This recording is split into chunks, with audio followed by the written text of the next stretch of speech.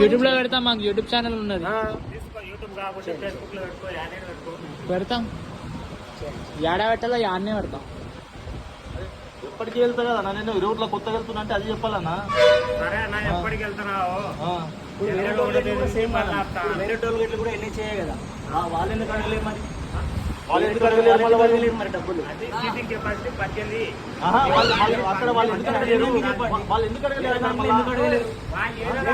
అడగలేదు? నువ్వు ఈ లైన్ లో వెళ్ళిపోయింది, నేను కూడా అడిగేటోని కాదు. ఈ లైన్ లోకి వచ్చా కాబట్టి నేను చూసి ఓకే చేయాలి.